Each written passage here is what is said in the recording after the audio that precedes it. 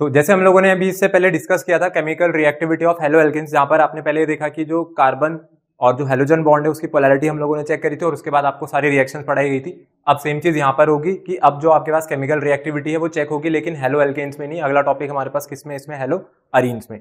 ठीक है, hello arenes का मतलब क्या होता है कि आपके पास एरोमेटिक रिंग थी और एरोमेटिक रिंग से डायरेक्टली कौन लगा हुआ था, हेलोजन। तो जब यहाँ पे रिएक्टिविटी चेक करी जाएगी तो रिएक्टिविटी का जो नेचर है एज कंपेयर टू बिफोर, अगर आप हेलो एल्केन से चेक करोगे तो कंप्लीटली डिफरेंट निकल करके आएगा। इसलिए अब आपको जो रिएक्शंस पढ़ाई जाएंगी वो भी पहले से डिफरेंट होगी, क्योंकि यहाँ पर अब certain temperature pressure conditions mention होगी और जो रिएजेंट थे वो भी आपके पास बदल जाएंगे। तो अगर हम लोग बात करें सबसे पहले यहाँ पर रिएक्टिविटी की हेलो अरीन्स की, तो आपको ध्यान रखना है कि जो हेलो अरीन्स है ना, ये हेलो अरीन्स जो है मेरे पास ये लेस रिएक्टिव होती है as compare to halo alkanes. तो हम लोग तो पहले ये लिखेंगे कि less reactive than halo alkanes. ठीक है, हेलो एल्केन्स का मतलब है कि जिसको हम लोग कहते हैं एल्काइल हैलाइड्स। हेलो एल्केन्स मतलब एल्काइल हैलाइड्स हो गया, और हेलो अरीन्स जो कि आज हम लोगों को यहां पर पढ़ना है, which is also known as aryl halides. Halo arenes का दूसरा नाम एराइल हैलाइड्स होते हैं। अब बात ये आती है सारी की सारी की ये चीजें चेंज क्यों हो रही है, क्योंकि जो हेलो अरीन्स है, हेलो अरीन्स को अगर आप देखोगे तो हेलो अरीन्स में क्या होती है, मेरे पास एक एरोमेटिक रिंग होती है। ठीक है, हेलो अरीन्स में आपको एरोमेटिक रिंग देखने को मिलेगी, जबकि ये जो हेलो एल्केन्स है ना, ये हेलो एल्केन्स पे क्या होती थी, इस पे कोई रिंग नहीं होती थी। ये कैसे कंपाउंड्स होते थे मेरे पास, ये एलिफेटिक होते थे। तो यहां पर जो क्वेश्चन है आपके पास वो असलियत में aliphatic compound versus aromatic compound का ही है। तो रिएक्टिविटी का जो नेचर है वो चेंज इसलिए हो रहा है क्योंकि कंपाउंड का ही नेचर बदल गया। एक जगह एलिफेटिक अभी तक आप पढ़ के आए थे, अब आपको एरोमेटिक पढ़ाए जाएंगे। अब जिस एरोमेटिक की हम लोग यहाँ पर बात कर रहे हैं जो कि हेलो अरीन्स है, अब इसकी रिएक्टिविटी के पीछे जो सर्टेन रीजंस हैं वो रीजंस हम लोग यहाँ पर देखते हैं। एक चीज मैं आपको बता देता हूं कि जो अभी चीज हम लोग यहाँ पर लिख रहे हैं ना कि these are less reactive than halo alkanes, हम लोग ये नहीं कहना चाह रहे हैं कि ये नॉन रिएक्टिव है। ऐसा मत समझना कि हम लोग कह रहे हैं कि ये रिएक्ट ही नहीं करेगा, करेगा। पर यहां पर क्या होगा कि जो कंडीशंस आपने पीछे पढ़ी थी वहां पर कहीं पर टेम्परेचर आपने लगा हुआ नहीं देखे। अब यहाँ पे जितनी जो रिएक्शंस है वहां पे ज्यादातर जगह आप टेम्परेचर को मेंशन होता हुआ देखोगे, क्योंकि नॉर्मल कंडीशन में रिएक्ट नहीं कर रहा है। कहने का मतलब ये है कि नॉर्मल कंडीशन में रिएक्शन शो नहीं करेगा, आपको स्पेशल कंडीशंस ऑफ टेम्परेचर वहां पर लेकर के चलनी पड़ेंगी। तो अब इसके पीछे जो रीजंस है, देखो मल्टीपल रीजंस हैं। अब वो रीजंस क्या क्या हैं वो हम लोग यहां पर देख लेते हैं। तो इस पे लिख देते हैं कि यहां पे ड्यू टू फॉलोइंग रीजंस। अब इसमें जो सबसे पहला रीजन आपके पास आएगा, जो सबसे पहला रीजन हम लोगों को यहां पर पढ़ना है वो है रेजोनेंस इफेक्ट।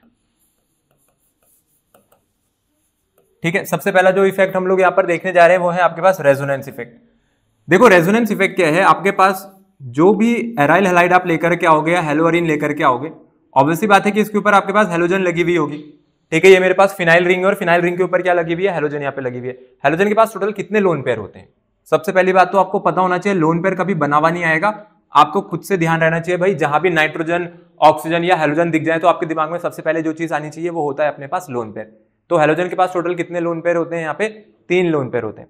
अब अगर आप देखोगे तो ये डबल सिंगल लोन पेयर आ गया। अब डबल सिंगल लोन पेयर का मतलब है कि यहाँ पर मेरे पास रेजोनेंस जो है आपको वो एग्जिस्ट होता हुआ दिख रहा है।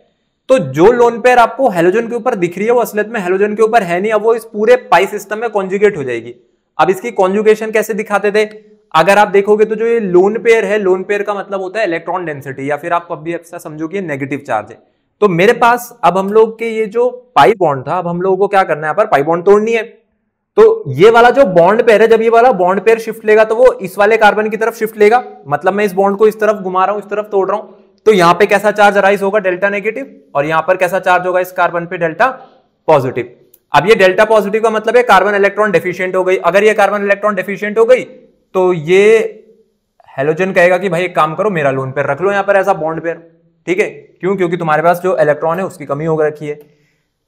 तो अब जब यहां से कॉन्जुगेशन आगे बढ़ाई जाएगी, तो जब आप इस कॉन्जुगेशन को देखोगे तो अब ये कॉन्जुगेशन ऐसे ही आगे चलती रहेगी। सबसे पहले यहां पर ये जो लोन पेयर था हेलोजन का, अब हमारे पास पहले 3 लोन पेयर दिखाए थे, अब कितने लोन पेयर दिखाएंगे हम लोग यहाँ पे, टोटल 2, क्योंकि ये वाला तो यहां पर आ गया है।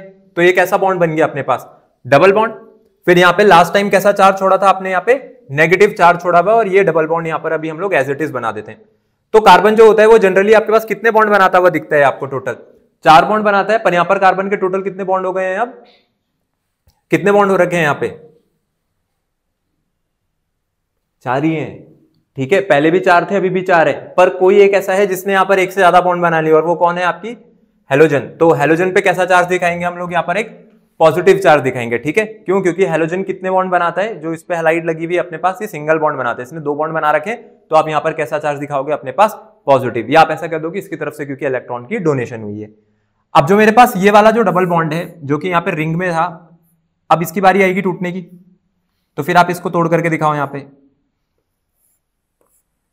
इसकी तरफ तोड़ेंगे, यहां पे ये डेल्टा नेगेटिव है, डेल्टा पॉजिटिव है, तो अब क्या होगा? ये जो डेल्टा पॉजिटिव था और यहां पर ये जो नेगेटिव है, नेगेटिव का मतलब क्या है? ये वो लोन पेयर चला हुआ आ रहा है, इसने अपना यहां पे लोन पेयर दिया था, फिर वो लोन पेयर यहां पर अब शिफ्ट हो गया आगे, ठीक है। ये एक एक अपने पास पोजीशन जो है अपनी शिफ्ट करते रहेंगे।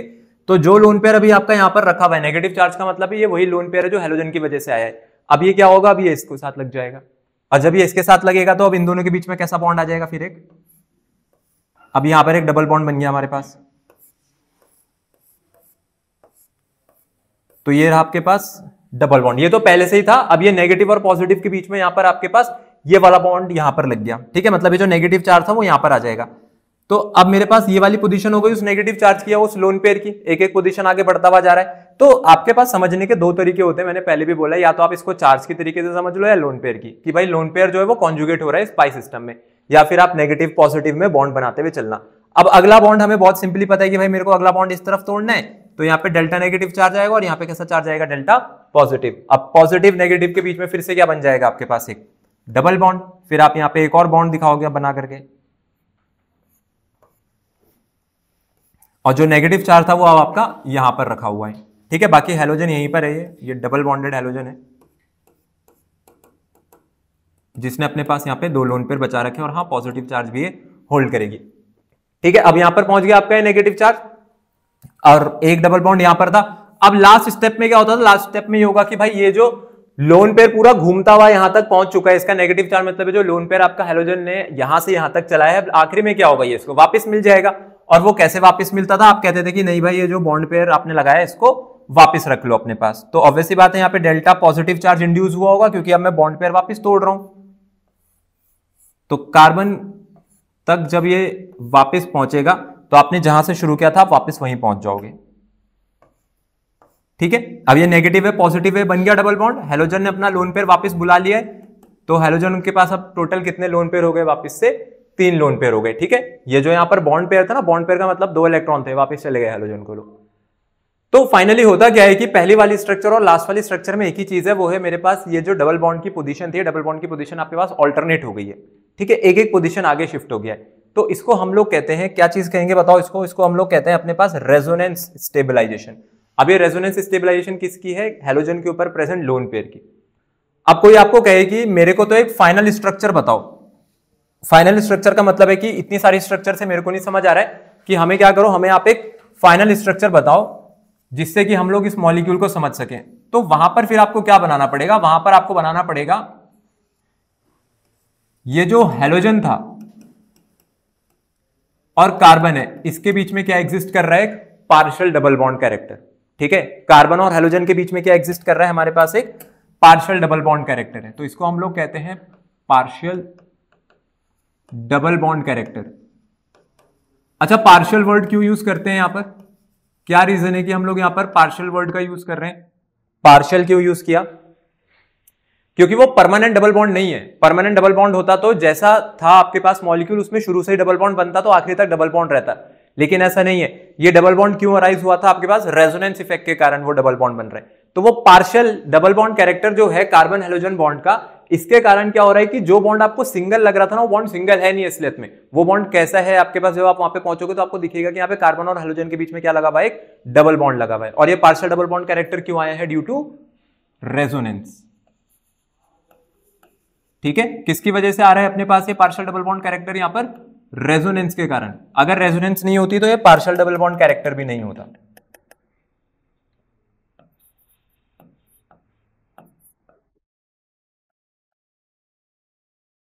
तो आई बात समझ में? इसका मतलब है कि कार्बन हेलोजन बॉन्ड यहां पर आप इजीली नहीं तोड़ सकते, क्योंकि आप कार्बन हेलोजन बॉन्ड को जब तोड़ने के लिए पहुंचोगे तो आप तो सिंगल बॉन्ड के अकॉर्डिंग उसको तोड़ने के लिए एनर्जी दे रहे थे, ठीक है। पर वहां पर सिंगल बॉन्ड नहीं है, वहां पे कैसा एग्जिस्ट कर रहा है आपके पास, एक पार्शियल डबल बॉन्ड एग्जिस्ट कर रहा है। तो सबसे पहले तो हम लोग यहां पर इस रेजोनेंस को समझेंगे कि ये रेजोनेंस अपने पास कैसी जो है रिएक्टिविटी को चेंज करता है। ठीक है, तो न्यूक्लियोफिलिक सब्स्टिट्यूशन के लिए हम लोग इसको पढ़ रहे हैं असलियत में, क्योंकि सबसे पहले हम लोगों को यहाँ पे न्यूक्लियोफिलिक सब्स्टिट्यूशन पढ़नी है, तो न्यूक्लियोफिलिक सब्स्टिट्यूशन के हिसाब से आपको पढ़ा रहे हैं। तो ये समझ आया यहां पर क्या था ये। वैसे अगर मैं आपसे पूछूं ये कौन सा इफेक्ट है, ये आपके पास माइनस आर इफेक्ट है या प्लस आर इफेक्ट है, कैसा इफेक्ट है यहां पर अपने पास ये। अगर रेजोनेंस इफेक्ट भी है तो यहां पर कैसा इफेक्ट देखने को मिल रहा है आपको। आप ये देखो कि जब आपने ग्रुप इसके साथ जो हैलोजन लगाया हुआ है, उस हैलोजन ने जब अपने पास इसके साथ कॉन्जुगेशन करी तो जो नेक्स्ट बॉन्डेड कार्बन है उस पर कैसा चार्ज यहां पे इंड्यूस हुआ था, पॉजिटिव। तो कौन सा इफेक्ट है अपने पास ये प्लस आर इफेक्ट है। ठीक है, अगर आपके पास बॉन्डिंग जो ग्रुप है, बॉन्डेड ग्रुप अगर कार्बन पे पॉजिटिव चार्ज इंड्यूस कराएगा तो प्लस आर इफेक्ट, और अगर नेगेटिव चार्ज इंड्यूस कराएगा तो माइनस आर इफेक्ट होता है। यहां पे कौन सा इफेक्ट है अभी अपने पास, प्लस आर इफेक्ट है, ये प्लस आर इफेक्ट के थ्रू। तो बात असलियत में ये होती है कि यहां पे जो लोन पेयर्स हैं, किसके लोन पेयर, हैलोजन के, ये किस में है मेरे पास, रेजोनेंस में।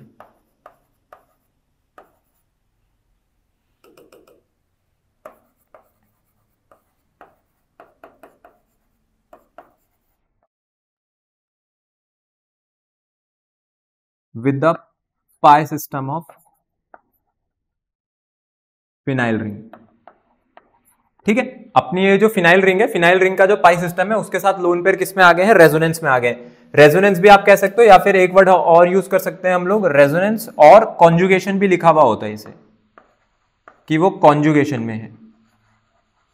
ठीक है, रेजोनेंस का मतलब है कॉन्जुगेट कर रहा है ये जो आपका लोन पेयर है। तो वो जहां पे रखा हुआ आपको दिख रहा है वो असलियत में वहां पे है नहीं, वो तो पूरी रिंग में घूम रहा था। ठीक है, तो ये चीज आई समझ में यहां पर। ये जो रेजोनेंस वाला हम लोगों ने इसमें पहला पढ़ा है, ये पहला इफेक्ट आपके पास रेजोनेंस इफेक्ट है। रेजोनेंस इफेक्ट को आप लोग समझना ध्यान से।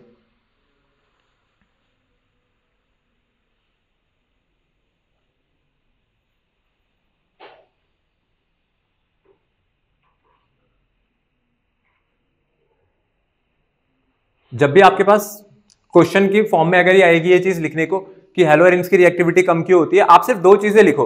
प्रॉब्लम क्या होती है कि आप लोग लिखने की बजाय हो सकता है आप में से कोई ये पूरा बनाने लग जाए। अगर आप ये नहीं भी बनाओगे ना तो भी चलेगा, ठीक है, क्योंकि वो बनाने के लिए नहीं पूछ रहे।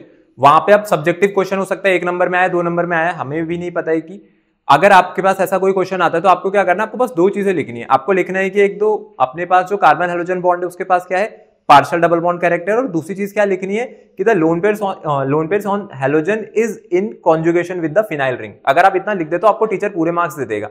अगर आप लिख के नहीं आ रहे हो, आप सिर्फ ये बना करके आ रहे हो, तो शायद आपको कोई भी मार्क्स ना मिले, क्योंकि आपने जो चीज बनाई है उसके बारे में आपने समझाया नहीं।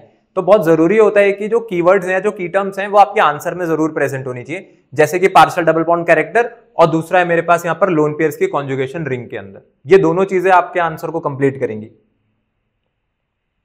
तो पहला रीजन तो चलो रेजोनेंस इफेक्ट हो गया। अब दूसरा रीजन आप में से कोई बता दो मेरे को, क्या हो सकता है।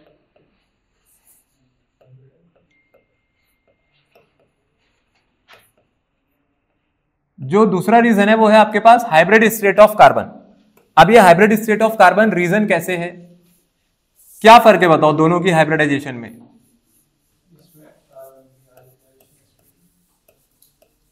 ठीक है, और जो हमारे पास एलिफेटिक होते थे या जो हेलो एल्केन्स होते थे वहां पर क्या होती थी अपने पास, sp3। देखो यहां पे जो कार्बन लगी हुई है, क्योंकि ये कार्बन ने क्या कर रखा है, इस कार्बन ने बना रखा है भाई अपने पास डबल बॉन्ड, ठीक है, और ये सिंगल है। तो ऐसी कार्बन कौन सी हाइब्रिड नेचर की होती है मेरे पास, sp2। इस कार्बन ने सारे के सारे बॉन्ड कैसे बनाए हुए हैं, सिंगल बॉन्ड बनाए हुए हैं, चारों बॉन्ड सिंगल है, तो इसका हाइब्रिडाइजेशन कौन सा है, sp3। अब आप लोग मेरे को बताना sp2 और sp3 में से ज्यादा इलेक्ट्रोनेगेटिव कार्बन कौन सी होती है। sp2 ज्यादा इलेक्ट्रोनेगेटिव होती है, sp3। ठीक है, sp2 जो कार्बन है, so sp2 hybridized carbon is more electronegative than sp3।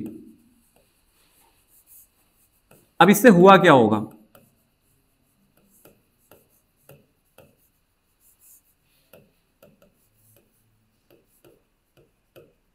देखो अगर आपके पास इलेक्ट्रोनेगेटिविटी बढ़ रही है ना, तो इलेक्ट्रोनेगेटिविटी बढ़ने से दो चीजें होती हैं। एक तो बॉन्ड लेंथ छोटी होती है, अब बॉन्ड लेंथ शॉर्टर होने के पीछे भी यहाँ पे दो रीजन है, एक तो हाइब्रिडाइजेशन का नेचर है और दूसरा रेजोनेंस है। तो यहाँ पे जो बॉन्ड लेंथ है ना वो छोटी है एज कंपेयर टू जो आप यहाँ पे हेलो एल्केन्स में देख रहे हो जो कि एक एलिफेटिक कंपाउंड था। यहाँ पे बॉन्ड लेंथ बड़ी है, वहां पे बॉन्ड लेंथ छोटी है। अगर बॉन्ड लेंथ छोटी हो जाती है तो बॉन्ड तोड़ने में ज्यादा वक्त लगता है, ठीक है, और जब तक बॉन्ड नहीं टूटेगा तब तक ये रिएक्ट नहीं करेंगे। आपका पहला मोटिव यही है कि कार्बन हाइड्रोजन का बॉन्ड टूटना चाहिए, तो कार्बन हाइड्रोजन बॉन्ड तोड़ना आपके लिए वहां पर आसान होगा जहां पे बॉन्ड लंबा है। तो यहाँ पर जो बॉन्ड लेंथ है ये बॉन्ड लेंथ यहाँ पे शॉर्टर और यहाँ पे बॉन्ड लेंथ लंबी है, ठीक है, पहली चीज तो ये हो गई। दूसरी चीज होती है बॉन्ड पोलैरिटी। अब बॉन्ड पोलैरिटी का मतलब है कि कितनी जल्दी कार्बन और हाइड्रोजन ये बात तय कर लेंगे कि हाँ हाइड्रोजन यहाँ पे निकल जाएगा अपना, जो कि इस बॉन्ड पेयर के इलेक्ट्रॉन को लेकर के बाहर जाना चाहिए और कार्बन पे कुछ नहीं बचेगा। तो sp2 वाला तो ज्यादा इलेक्ट्रोनेगेटिव है। अब ऑब्वियसली बात है कि जो हैलोजन्स होते हैं वो इलेक्ट्रोनेगेटिव होते हैं। हैलोजन तो कभी पॉजिटिव चार्ज बेयर नहीं करेगा। हैलोजन कैसा चार्ज बेयर करेगा आपके पास, वहां पर नेगेटिव चार्ज ही बेयर करेगा। तो बात यह है कि कार्बन पर यहां भी पॉजिटिव चार्ज आना है और यहां भी पॉजिटिव चार्ज आना है। तो उस बात के लिए ना ये वाला कार्बन जल्दी राजी हो जाएगा क्योंकि इसकी इलेक्ट्रोनेगेटिविटी कम है। इसको पता है कि भाई मैं उस तरीके का कार्बन हूं जो इलेक्ट्रॉन के पेयर को होल्ड नहीं करना चाहता है, कहेगा ले जा लो, पर ये जल्दी से नहीं ले जाने देगा। क्यों? क्योंकि ये उससे ज्यादा इलेक्ट्रोनेगेटिव था। तो आपके लिए पोलैरिटी प्रोड्यूस कराना कहां पे ज्यादा इजी हो गया, यहां पर एज कंपेयर टू दिस। तो जो यहां पे दो रीजन रहते हैं वो हाइब्रिडाइजेशन के कारण, एक तो क्या हो गया हमारे पास बॉन्ड लेंथ शॉर्टर हो गई। तो देयरफॉर पहली चीज तो हम लोग ये लिखेंगे कि जो बॉन्ड लेंथ है ना किसकी, CX बॉन्ड की, ये शॉर्टर है। किसमें है ये, हेलोअरीन्स में, as compare to halo alkanes.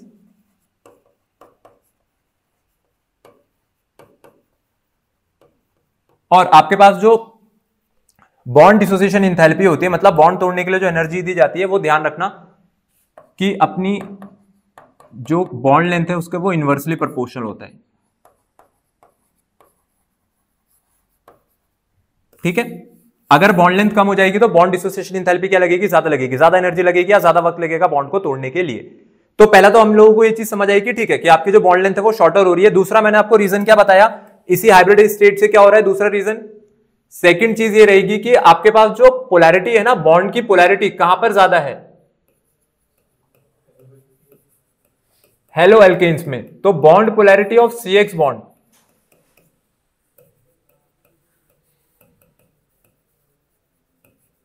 is much greater in haloalkanes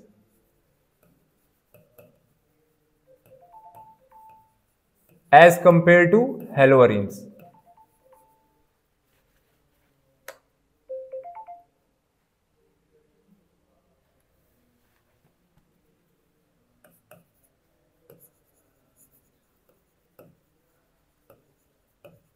As carbon is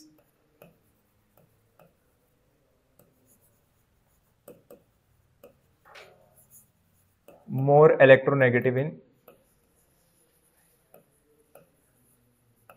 haloarene.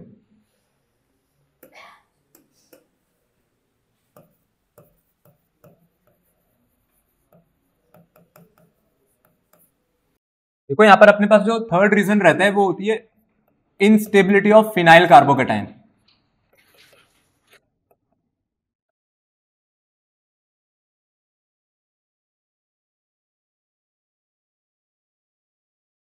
अब ये क्या चीज है, ये इनस्टेबिलिटी ऑफ फिनाइल कार्बोकेटाइन। चलो एक बारी को मान लेते हैं कि कार्बन हाइड्रोजन बॉन्ड जो है अपने पास हो टूट गया, ठीक है, ये वाला सिनेरियो लेकर के चल रहे हैं।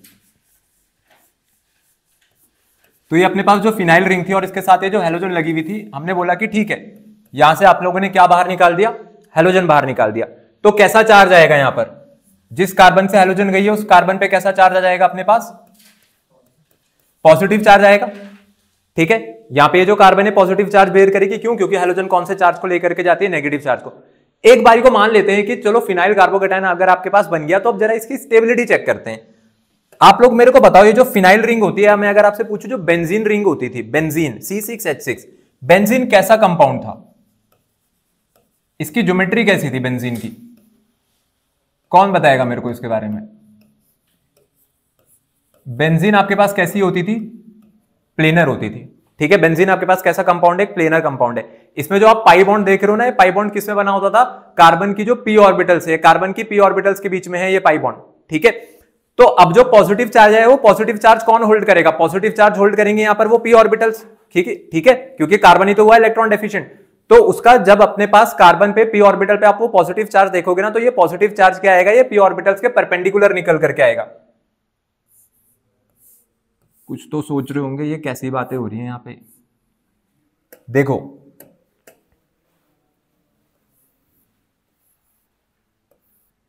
ये जैसे आपके पास बेंजीन रिंग है, इसमें जो आप पाई बॉन्ड देखते हो ना, वो असलियत में यही तो था पाई बॉन्ड, ठीक है। हम लोग पूरी स्ट्रक्चर नहीं बनाते, अगर आप उसकी पूरी स्ट्रक्चर बनाओगे तो वो इस तरीके से रहती है। यहां पे ऐसी इधर भी कॉन्जुगेशन होगी, यहां भी कॉन्जुगेशन होगी। रिंग प्लेनर है, रिंग प्लेनर होती है अपने पास पूरी। पहली बात तो यह बात ध्यान रखना आप। और इसमें जो पी ऑर्बिटल्स है ना, पी ऑर्बिटल्स के बीच में पाई कॉन्जुगेशन है। मतलब मेरा कहने का मतलब यह है कि पाई बॉन्ड वहां पर है। अब आपके पास जो पॉजिटिव चार्ज आ रहा है, पॉजिटिव चार्ज का मतलब इलेक्ट्रॉन डेफिशिएंसी। तो ये पॉजिटिव चार्ज कौन होल्ड करेगा? आपकी पी ऑर्बिटल्स होल्ड कर रही है। तो ये पी ऑर्बिटल के परपेंडिकुलर है पॉजिटिव चार्ज यहां पर, ठीक है, फिनाइल रिंग में। तो ये जो फिनाइल रिंग में जो पॉजिटिव चार्ज आप देख रहे हो, ये पॉजिटिव चार्ज कैसा है? ये परपेंडिकुलर है। और किसके परपेंडिकुलर है? पी ऑर्बिटल्स के, P orbitals of phenyl ring, ठीक है। और अगर आपके पास जब चार्ज बनता है, अगर चार्ज उस प्लेन में ना पढ़ करके उस प्लेन के परपेंडिकुलर निकल जाता है, तो इस चार्ज को हम लोग एक अनस्टेबल चार्ज मानते हैं। क्योंकि जब भी चार्ज होल्ड होता है तो चार्ज आपकी ऑर्बिटल में रखा होना चाहिए, ना कि ऑर्बिटल के परपेंडिकुलर होना चाहिए। तो यहां पर जो पॉजिटिव चार्ज आ रहा है वो आपके ऑर्बिटल के कैसा आ रहा है? परपेंडिकुलर निकल करके आ रहा है। तो ये जो फिनाइल कार्बोकेटाइन यहां पर बना है, ये फिनाइल कार्बोकेटाइन को कैसी कैटेगरी में रखेंगे फिर हम लोग? एक, ये आपके पास एक अनस्टेबल कैटेगरी में आ जाएगा। और उसके अनस्टेबिलिटी के पीछे रीजन क्या है? ये इनस्टेबल क्यों है? इसकी इनस्टेबिलिटी के पीछे रीजन ये है कि जो पॉजिटिव चार्ज है वो पी ऑर्बिटल्स के कैसा है? अपने पास परपेंडिकुलर है फिनाइल रिंग के। तो इसलिए अगर आपने फिनाइल कार्बोकेटाइन बना भी दिया ना, तो फिनाइल कार्बोकेटाइन बनने के बाद अनस्टेबल है। और जो कार्बोकेटाइन या जो इंटरमीडिएट अनस्टेबल है वो खुद को बनाएगा ही क्यों? तो इसका मतलब है कि ये सिनेरियो वैसे पॉसिबल नहीं होता है, ठीक है। इसलिए कहते हैं कि ये फॉर्म ही नहीं होता है। इसलिए जो फिनाइल कार्बोकेटाइन है वो आपके पास फॉर्म नहीं होगी, ठीक है। अब इसमें एक और रीजन जो है हमारे पास वो ये है कि आपको भी पता है कि अब हम लोगों को जो ज्यादातर रिएक्शन है वो न्यूक्लियोफिलिक सब्स्टिट्यूशन में पढ़नी है। तो लास्ट जो रीजन रहता है यहां पर वो रहता है मेरे पास हाई इलेक्ट्रॉन डेंसिटी का। और ये हाई इलेक्ट्रॉन डेंसिटी किसके पास है? यहां पर अपने पास रिंग के पास है। सबसे पहले तो जो न्यूक्लियोफाइल्स होते हैं, न्यूक्लियोफाइल्स कैसे सेंटर पे अटैक करते हैं? पॉजिटिव सेंटर पे या नेगेटिव सेंटर्स पे? कहां? पॉजिटिव सेंटर पे अटैक करते हैं। अब पॉजिटिव सेंटर पे अटैक करने का मतलब है कि भाई उसको क्या चाहिए? उसको चाहिए कि मेरे को कहीं पे ना पॉजिटिव चार्ज बनता हुआ दिखे। आपने बहुत कोशिश करी कि मैं किसी तरीके से पॉजिटिव चार्ज बना दूं, आपने बना भी दिया, लेकिन आपको पता चला कि भाई ये जो पॉजिटिव चार्ज है ये तो उस ऑर्बिटल के परपेंडिकुलर निकल करके है, मतलब ऑर्बिटल उस चार्ज को बेयर करना नहीं चाहती है। तो आपकी पहली कंडीशन तो खत्म होगी कि भाई पॉजिटिव चार्ज यहां पर कहीं एग्जिस्ट कर सकता है। तो दूसरा जो रीजन रहता है न्यूक्लियोफाइल के अटैक के पीछे वो क्या रहता है कि न्यूक्लियोफाइल ऐसी जगह ढूंढते हैं जो इलेक्ट्रॉन डेफिशिएंट हो। कैसी जगह ढूंढेंगे? जहां पर आपके पास इलेक्ट्रॉन की क्या हो? डेफिशिएंसी हो, कमी हो। यहां पे तो कमी नहीं है, यहां पे जरूरत से ज्यादा इलेक्ट्रॉन्स है। पहली बात तो यहां पे जो हैलोजन है, हैलोजन के पास लोन पेयर है। वो लोन पेयर सारे के सारे कहां कॉन्जुगेट हो रखे थे? आपके पाई सिस्टम में नीचे। अब यहां तो पहले से ही आपके पास कितने सारे पाई इलेक्ट्रॉन्स है, ऊपर से इसका लोन पेयर भी यही रिंग में रखा हुआ है। तो ये जो रिंग होती है ना अपने पास, रिंग कैसे नेचर की होती है? ये इलेक्ट्रॉन रिच होती है। अगर आपकी रिंग इलेक्ट्रॉन रिच है तो जैसी न्यूक्लियोफाइल रिंग को अप्रोच करेगा ना, वो अप्रोच करते ही रिपेल हो जाएगा, क्योंकि न्यूक्लियोफाइल पे खुद नेगेटिव चार्ज है। या आप कह दो कि वो इलेक्ट्रॉन रिच है। अब एक इलेक्ट्रॉन रिच स्पीशी एक अगली इलेक्ट्रॉन रिच स्पीशी के सामने आ रही है, तो इन दोनों के बीच में कभी भी क्या नहीं हो सकता है? मेरे पास इंटरेक्शन नहीं हो सकता है, वो उसको आते ही रिपेल कर देगा। तो न्यूक्लियोफाइल चाह करके भी यहां पर नॉर्मल कंडीशन में अटैक नहीं कर पाता है। तो मेरे पास जो न्यूक्लियोफिलिक अटैक है वो रिपेल हो जाते हैं नॉर्मल कंडीशंस में। तो nucleophilic attack repels due to high electron density.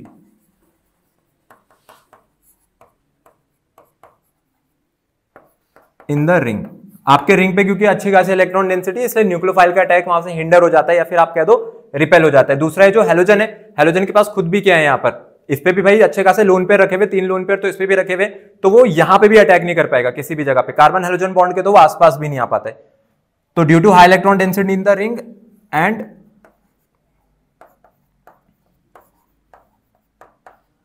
Loan pair conjugation,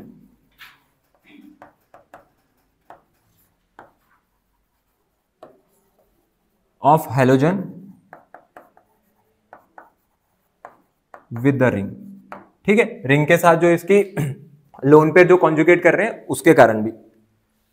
तो ये है आपके पास वो सभी रीजंस जिसके कारण हेलोरिन की जो रिएक्टिविटी है as compare to halo alkanes वो कंप्लीटली डिफरेंट है। ठीक है, वहां पे कोई रेजोनेंस का केस होता नहीं था, यहां पर अपने पास रेजोनेंस बनती है। तो इसलिए आपके पास जो सारे के सारे क्वेश्चन है वो यहीं से पूछे जाते हैं रिएक्टिविटी पे, क्योंकि यहां पर आपके पास रिएक्टिविटी चेंज होती है। चलो आगे आ जाते हैं। अब पढ़ते हैं आपके पास न्यूक्लियोफिलिक सब्स्टिट्यूशन रिएक्शंस जो कि हमारे पास रहेंगी हेलोअरीन्स की।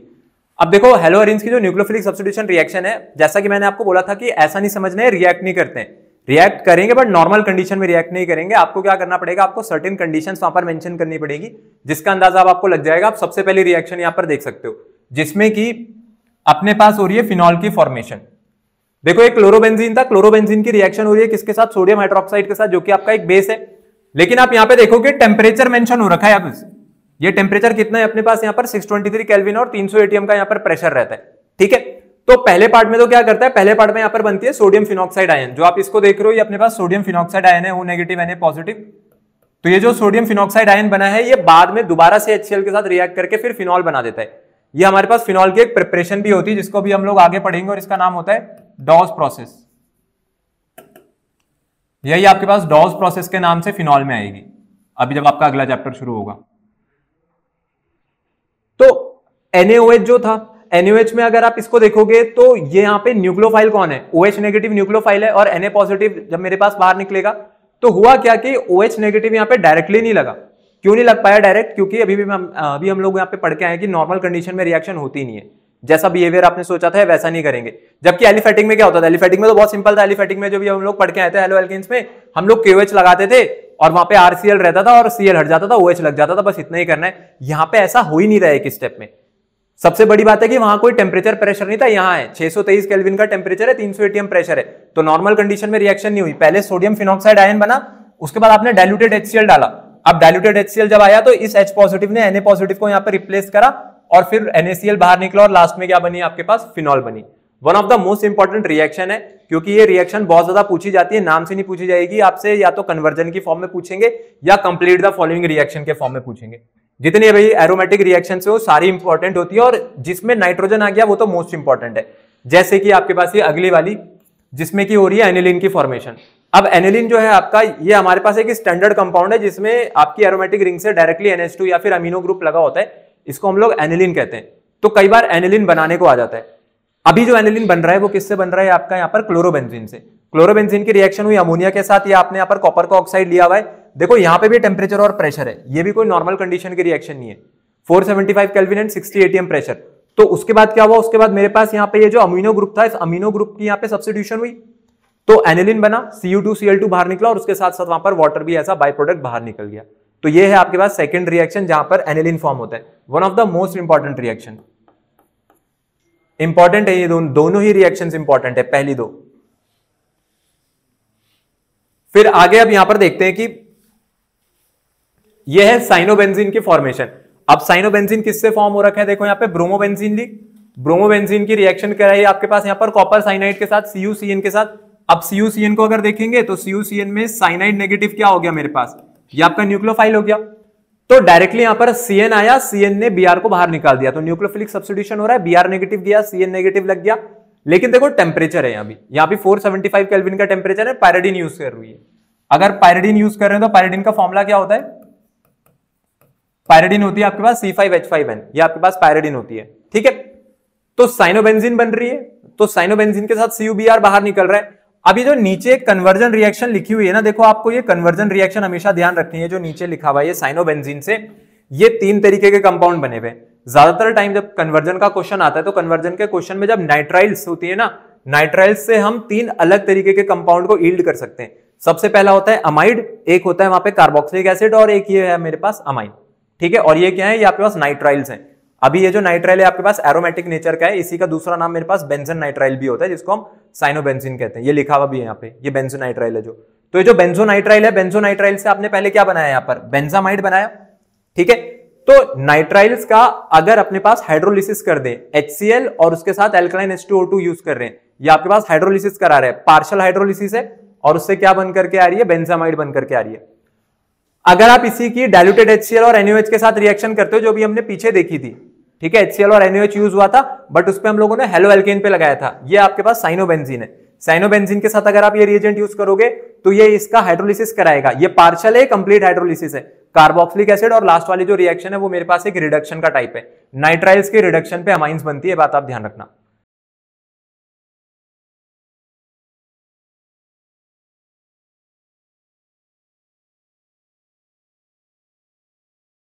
अब आ जाते हैं आपके पास रिंग की एक्टिविटी को चेक करते हैं। यहाँ पर अगर आपके पास रिंग पे कुछ पर्टिकुलर टाइप ऑफ सब्स्टिट्यूएंट्स लग जाएंगे तो देखते हैं कि रिंग की अपने पास जो एक्टिविटी है वो कैसे इन्फ्लुएंस हो जाती है।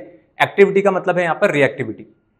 देखो, सब्स्टिट्यूएंट्स का कहने का मतलब है कि आपके पास ना दो तरीके के सब्स्टिट्यूएंट्स होते हैं, जिनको हमने दो ग्रुप में बांटा हुआ है, क्योंकि कई सारे ग्रुप्स होते हैं। जैसे आप देखोगे हमारे पास एल्काइल ग्रुप्स होते हैं, एल्कोक्साइड्स होते हैं, अमीनो होते हैं, साइनो, हाइड्रोक्सी, ठीक है, कार्बोक्सिलिक होते हैं, फिर कार्बोनिल्स होते हैं। तो जब इनकी रिएक्टिविटी का बिहेवियर चेक करा तो हमने बोला कि भाई हम ना सब्स्टिट्यूएंट्स को दो कैटेगरी में रखेंगे। एक होते हैं आपके पास इलेक्ट्रॉन विथड्रॉइंग ग्रुप्स,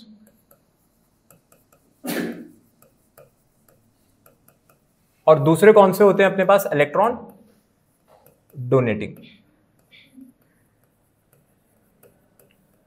ठीक है, एक है electron withdrawing. Electron withdrawing groups का मतलब हो गया EWGs, और इलेक्ट्रॉन डोनेटिंग में आपके पास आ जाएंगे EDGs। अब आप लोग मेरे को खुद बताना कि अगर आपको रिंग की रिएक्टिविटी बढ़ानी है तो आप किस तरीके के ग्रुप को चूज करोगे। यहां पर विथड्रॉइंग को चूज करोगे या डोनेटिंग को चूज करोगे? डोनेटिंग को चूज करोगे। न्यूक्लियोफिलिक सब्स्टिट्यूशन के प्रति बढ़ानी है रिएक्टिविटी, विथड्रॉइंग चूज करोगे आप। बिल्कुल सही। आप देखो, आप डोनेटिंग तो बिल्कुल भी चूज नहीं कर सकते, क्योंकि आपके रिंग पे कोई कमी नहीं है वहां पर इलेक्ट्रॉन की। अब जिस पे इलेक्ट्रॉन की कमी नहीं है, मैं उसको इलेक्ट्रॉन और क्यों डोनेट कराऊंगा? अगर आप इलेक्ट्रॉन डोनेट करा रहे हो तो आप उल्टा रिएक्टिविटी को स्लो डाउन कर दोगे। तो अगर आपको रिएक्टिविटी को इनहैंस करना है, रिएक्टिविटी बढ़ानी है, तो आप जिस ग्रुप का सहारा लोगे वो कौन से होंगे? आपके पास इलेक्ट्रॉन विथड्रॉइंग ग्रुप्स होंगे। तो पहली बात है कि ग्रुप आपने क्या सिलेक्ट किया, ये मैटर करता है। दूसरी चीज यहां पे जो मैटर करती है कि वो ये है कि जो आपने जो ग्रुप को लगाया है वो किस पोजीशन पे लगाया है। क्योंकि जब मैं सब्स्टिट्यूशन करूंगा तो तीन पोजीशन अवेलेबल होती हैं, ऑर्थो, मेटा और तीसरी कौन सी होती है अपने पास, पैरा। तो पहली बात तो EWGs और EDGs को देख लेते हैं। इलेक्ट्रॉन विथड्रॉइंग ग्रुप्स का मतलब है वो ग्रुप जो कि आपके पास क्या करेंगे, इलेक्ट्रॉन को अपनी तरफ खींचेंगे।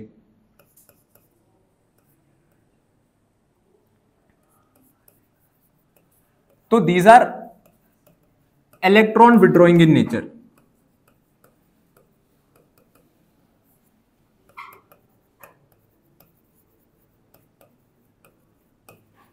when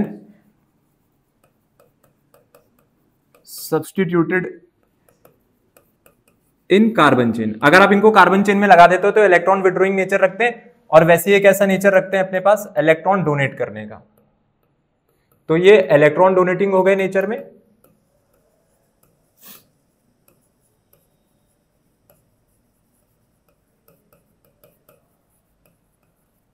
when substituted in carbon chain. देखो, मैं आपको यहां पर कुछ एग्जांपल्स लिखा रहा हूं। अब ये एग्जांपल्स किसके हैं अपने पास, इलेक्ट्रॉन विथड्रॉइंग ग्रुप्स के। इलेक्ट्रॉन विथड्रॉइंग ग्रुप के एग्जांपल आपके पास हो सकते हैं, जैसे हैलोजेंस हैं। हैलोजेंस खुद ही इलेक्ट्रॉन विथड्रॉइंग होते हैं। नाइट्रो ग्रुप हो गया, NO2 हो गया, और क्या हो गया आपके पास, साइनो, ठीक है, साइनाइड ग्रुप हो गया, कार्बोक्सिलिक ग्रुप हो गया, एटसेट्रा एटसेट्रा, कई सारे हो सकते हैं। अब हैलोजन क्या होगा, हैलोजन को आपको इग्नोर करना पड़ेगा, क्योंकि हम पढ़ी हैलोअरीन रहे हैं, तो आपकी रिंग में हैलोजन तो हमेशा ही लगी होगी। अब हैलोजन को छोड़ के बाकी सबको स्टडी करना कि क्या लगा है उसके साथ, ठीक है। और इलेक्ट्रॉन डोनेटिंग के नेचर में कौन कौन से आगे आपके पास, इलेक्ट्रॉन डोनेटिंग के नेचर में एक तो होते हैं आपके पास एल्काइल ग्रुप्स, फिर एल्कोक्साइड आयंस, OR नेगेटिव भी होगा इन पे, और कौन कौन से रहते हैं यहाँ पे, अमीनो ग्रुप होता है आपके पास NH2। तो ये जितने अपने पास ग्रुप्स हैं यहाँ पर, ये कैसे होते हैं, ये सारे के सारे इलेक्ट्रॉन डोनेटिंग होते हैं। और एक और ग्रुप हो सकता है जैसे हाइड्रोक्सी, मोस्ट कॉमनली ये लगे हुए होते हैं। इसके अलावा और भी कई सारे होते हैं, सिर्फ इतने ही नहीं है, कुछ नहीं तो गिनती के 10 से 12 और होंगे एक्स्ट्रा, ठीक है। बट आपके पास अभी जनरली यही जो है अपने पास वो लगे हुए आपको दिखेंगे। तो हेलोजन, नाइट्रो, साइनो, कार्बोक्सिलिक, वहां पे एल्काइल, एल्कोक्साइड, अमीनो और हाइड्रोक्सी, ठीक है, ये ग्रुप्स हो गए अपने पास डोनेटिंग वाले। ये कौन से हो गए, विथड्रॉइंग वाले। तो विथड्रॉइंग वाले क्या करेंगे, देखो, अगर विथड्रॉइंग ग्रुप लगते हैं तो विथड्रॉइंग ग्रुप तो जो EWGs है ये रिंग की रिएक्टिविटी को बढ़ाएंगे या कम करेंगे, ये बढ़ा देते हैं।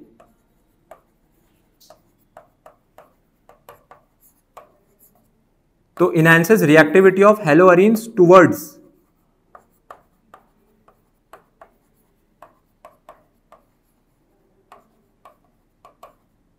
Towards nucleophilic substitution by minus I effect. अच्छा, माइनस आई इफेक्ट क्या हुआ करता था? माइनस आई इफेक्ट क्या था अपने पास? इंडक्टिव इफेक्ट का मतलब था कि इलेक्ट्रॉन्स को रिंग से या चेन से इलेक्ट्रॉन को अपनी तरफ खींचना। तो इलेक्ट्रॉन विड्रॉइंग ग्रुप, इनका जो नाम है ना, इलेक्ट्रॉन विड्रॉइंग ग्रुप, काम किसके ऊपर कर रहे हैं? ये आपके पास इंडक्टिव इफेक्ट के ऊपर काम करते हैं। आपको भी पता है कि आपकी जो रिंग है वो स्लो डाउन क्यों हो रही है? आपकी रिंग स्लो डाउन हो रही है यहाँ पर उसके अंदर प्रेजेंट हाई इलेक्ट्रॉन डेंसिटी के कारण। तो अगर आप इलेक्ट्रॉन डेंसिटी कम कर दो ना, तो न्यूक्लियोफाइल कम से कम रिपेल नहीं होगा। तो अब ये क्या करेंगे? ये अपने पास उन इलेक्ट्रॉन्स को खींचने लग जाएंगे, और जब ये अपने पास इलेक्ट्रॉन्स को खींचेंगे तो आपकी जो रिंग है उस पे जो इलेक्ट्रॉन डेंसिटी थी वो कम होने लगेगी। तो यहाँ पे ये इलेक्ट्रॉन डेंसिटी को कम करने का काम करते हैं, और उसके पीछे कौन सा इफेक्ट रिस्पॉन्सिबल रहता है? मेरे पास माइनस आई इफेक्ट रहता है। अभी जो ईडीजीज है ना, अगर आपके पास कोई इलेक्ट्रॉन डोनेटिंग ग्रुप लग गया, ये तो उल्टा स्लो डाउन कर देगा और ज्यादा, क्योंकि आपके रिंग को इलेक्ट्रॉन की जरूरत नहीं है, उस पर जरूरत से ज्यादा इलेक्ट्रॉन है, उसको नहीं चाहिए इलेक्ट्रॉन। तो आप जबरदस्ती उसको इलेक्ट्रॉन क्यों दे रहे हो? तो slow down the reactivity of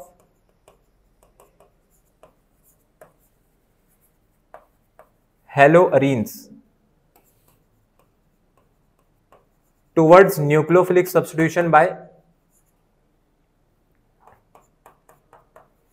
plus I effect. ठीक है, कैसा इफेक्ट रखते हैं अपने पास? ये प्लस आई इफेक्ट रखते हैं। देखो, अगर आपके रिंग से कोई भी ग्रुप ऐसा लगा हुआ है, ये अपने पास हो गई हैलोअरीन, आपने कोई ग्रुप लगाया और ये अपने पास इलेक्ट्रॉन खींच रहा है, तो हम लोग एरो को इसकी तरफ शो करेंगे कि अपने पास जो इलेक्ट्रॉन है इसकी तरफ जा रहे हैं। कौन सा इफेक्ट है ये अपने पास? ये माइनस आई इफेक्ट है। और वहीं आपके पास हैलोअरीन की जो रिंग है, अगर आपने कोई ऐसा ग्रुप लगा दिया कि भाई जो अपने पास इसको इलेक्ट्रॉन ला करके क्या कर रहा है, यहाँ पर डोनेट कर रहा है, तो ये कौन सा इफेक्ट हो गया? यहाँ पर मेरे पास प्लस आई इफेक्ट हो गया। आपको प्लस आई इफेक्ट नहीं चाहिए। अगर आपको रिएक्टिविटी बढ़ानी है, वो भी न्यूक्लियोफिलिक सब्स्टिट्यूशन के लिए, तो प्लस आई इफेक्ट तो कभी भी नहीं होना चाहिए। मतलब इलेक्ट्रॉन डोनेटिंग ग्रुप नहीं होने चाहिए। कौन से ग्रुप होने चाहिए? वहां पर इलेक्ट्रॉन विड्रॉइंग ग्रुप होने चाहिए। सबसे पहली बात तो हम लोग यहाँ पर ये समझेंगे। तो अब इसी के ऊपर आपसे क्वेश्चन पूछा जाता है कि ऐसा होता क्यों है। अब उसी को हम लोगों को यहाँ पर पढ़ना है कि इनसे इफेक्ट क्या आ रहा है। देखो, अभी अभी हम लोग जो रिएक्शन पढ़ के आए थे सबसे पहले वाली न्यूक्लियोफिलिक सब्स्टिट्यूशन में, आपके पास ये नॉर्मल वो रिएक्शन है जो भी आप लोगों ने पढ़ी थी। यहाँ पर क्लोरोबेंजीन था, क्लोरोबेंजीन पे अगर मैं NaOH मिलाऊं, पहले स्टेप में NaOH मिलती थी और दूसरे स्टेप में क्या मिलाते थे हम लोग यहाँ पर इसके साथ? Diluted HCl। तो NaOH और डाइल्यूटेड HCl मिलाने पे क्या बन रहा था? वहां पर किसकी फॉर्मेशन हुई थी? फिनॉल की। फिनॉक्साइड नहीं बनाएंगे, अब सीधा फिनॉल बनाएंगे, क्योंकि दोनों रिएजेंट आपने एक साथ मेंशन कर दिए। आपने बोला पहले स्टेप में NaOH गया, दूसरे स्टेप में डाइल्यूटेड HCl गई। टेम्परेचर 623 केल्विन था और प्रेशर 300 atm था। तो क्या बन करके आ गया मेरे पास? यहाँ पर फिनॉल बन करके आ गया। लेकिन अब आप देखो कि मैंने क्या करा हुआ है, मैंने क्लोरोबेंजीन के साथ ना पैरा पोजीशन पे नाइट्रो लगाई हुई है। तो ये आपके पास कौन सा कंपाउंड हो गया? ये हो गया पैरा नाइट्रो क्लोरोबेंजीन। इसमें पैरा पे नाइट्रो लगी हुई है और उसके साथ ये क्या बन रखा है? यहाँ पर एक क्लोरोबेंजीन बनी हुई है। तो ये जो पैरा नाइट्रो क्लोरोबेंजीन है, अगर आप यहाँ पर रिएजेंट पार्ट पर देखोगे तो रिएजेंट में जो NaOH है और जो डाइल्यूटेड HCl है वो अभी भी अपने पास वैसे ही यूज हो रहे हैं, लेकिन टेम्परेचर 623 केल्विन से गिर के कहां पे आ गया? 443 केल्विन पे। अब ये क्यों हुआ होगा? आपको 623 केल्विन की पूरी जरूरत क्यों नहीं पड़ रही है? क्योंकि आपने एक ऐसा ग्रुप लगा दिया जो कि कैसे नेचर का है? इलेक्ट्रॉन विड्रॉइंग नेचर का है। तो इसने आपकी रिएक्टिविटी को स्पीड अप कर दिया। पिछली बार NaOH कितना परसेंट लगा था? 5 से 8% लगा था। यहाँ पे आपने 15% कॉन्सेंट्रेशन के साथ यूज करा हुआ है। तो ये पैरानाइट्रो क्लोरोबेंजीन है। तो पैरानाइट्रो क्लोरोबेंजीन पे अगर अब आप न्यूक्लियोफिलिक सब्स्टिट्यूशन करते हो तो मेरे को क्लोरो हटाना है, क्लोरो की जगह क्या लगानी है? OH लगानी है। तो अब आपके पास यहाँ पे बन जाएगी पैरानाइट्रोफिनॉल। ठीक है, ये अपने पास NO2 का ग्रुप है और OH की जगह Cl की जगह क्या लग जाएगा? अपने पास यहाँ पर OH लग जाएगा। ठीक है, अब देखो अगले पे आ जाओ। वहां पे टेम्परेचर और कम हो गया। अब टेम्परेचर कितना हो गया इस बार? अपने पास 368 केल्विन हो गया। उसके पीछे रीजन क्या है कि ऑर्थो पे भी नाइट्रो है और पैरा पे भी नाइट्रो है। तो ये तो है ऑर्थो पैरा डाइनाइट्रोफिनॉल।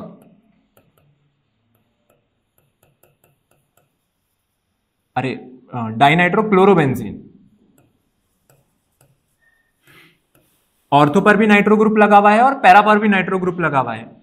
ठीक है, तो ये क्या करेगा? इलेक्ट्रॉन विड्रॉइंग नेचर रखेगा ऑर्थो पोजीशन पैरा पोजीशन से भी।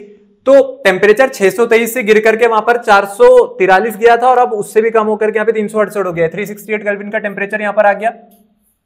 तो ये बन गया आपके पास OP डाइनाइट्रोफिनॉल।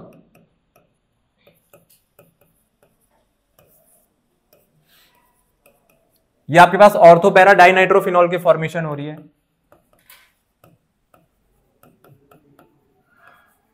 ठीक है, अब देखो लास्ट वाले में क्या हुआ? लास्ट वाले में ना मेरे को जो हाइड्रोलिसिस कराना है, हाइड्रोलिसिस के लिए आपको NaOH और HCl उठाने की जरूरत ही नहीं पड़ रही है। सिर्फ क्या यूज करा रहे हैं? Warm water. आपने सिर्फ वार्म वाटर यूज कराया और आपके पास सीधा सीधा ये जो क्लोरो था क्लोरो रिप्लेस हो जाएगा और क्लोरो की जगह आकर के कौन लग जाएगा अपने पास OH।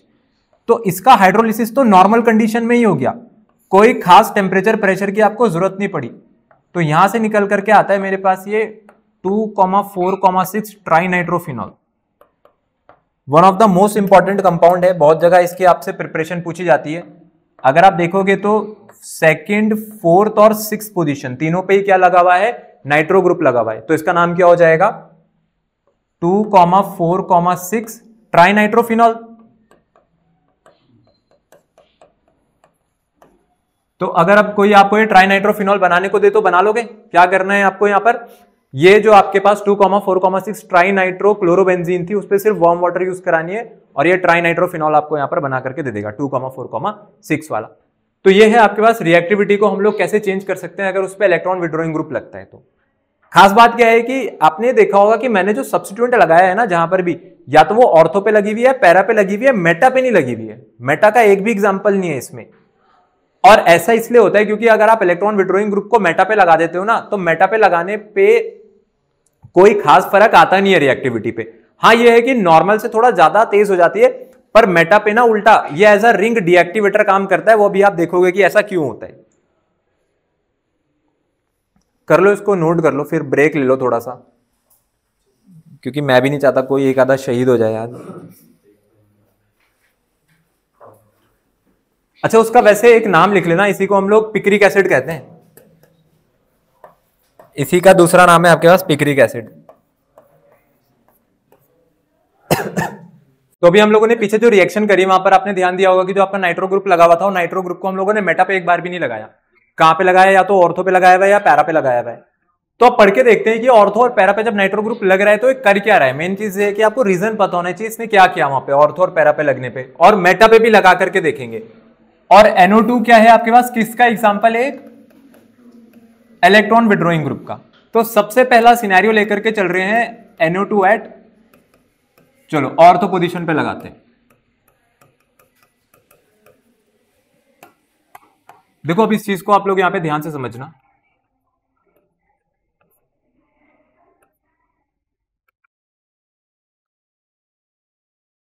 यह है आपकी ऑर्थो पोजीशन वाली हेलोअरीन, ठीक है। वहां पे मैंने हेलोजन लगाया हुआ है, यहाँ पे अपने पास नाइट्रो ग्रुप लगा हुआ है।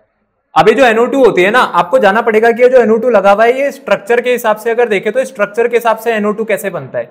तो यहाँ पे nitrogen double bond oxygen single bond पे रहता है और यहाँ पे नाइट्रोजन पे कैसा चार्ज रहता है, ये पॉजिटिव चार्ज रहता है। अब आपको भी पता है कि भाई यहाँ पर रेजोनेंस है। अब अगर रेजोनेंस है तो रेजोनेंस में क्या होता था, ये जो हेलोजन का लोन पेयर है वो इधर शिफ्ट होता था, ठीक है, और ये वाला जो बॉन्ड है किसकी तरफ टूटेगा, इस वाले कार्बन की तरफ टूटेगा। तो जरा यहाँ पर चार्ज पर ध्यान देना। मेरे को बताओ कि अगर मैं ये बॉन्ड इस तरफ तोड़ता हूं तो ये वाली कार्बन कैसा चार्ज बेयर करेगी, डेल्टा नेगेटिव, और यहां पर कैसा चार्ज आ रहा होगा, डेल्टा पॉजिटिव, ठीक है। इसीलिए हेलोजन ने बोला था कि आप मेरे लोन पेयर रखो। तो जब वो लोन पेयर रखेगा तो कार्बन को ये जो बॉन्ड है अपने पास ये वाला तोड़ना पड़ेगा। जब तक ये बॉन्ड नहीं खाली करेगा तब तक इससे बॉन्ड नहीं बना सकता। तो अगर मैं देखूं तो हमारी जो नेक्स्ट स्ट्रक्चर होगी ना, नेक्स्ट स्ट्रक्चर में जिस कार्बन के साथ NO2 लगी हुई है, आप जरा उसको नोटिस करना। देखो यहां पर नेगेटिव चार्ज और यहां पर कैसा चार्ज है आपके पास, पॉजिटिव चार्ज है। और सबसे पहली चीज यहां पे जो हेलोजन था, इस हेलोजन के साथ कैसा बॉन्ड बन जाएगा, अब ये डबल बॉन्ड बन जाएगा और हेलोजन पे चार्ज भी कैसा आएगा, यहां पर पॉजिटिव चार्ज आएगा। फिर बाकी अपने पास जैसे NO2 लगा हुआ था, इस NO2 को हम लोग यहां पर बना देते हैं।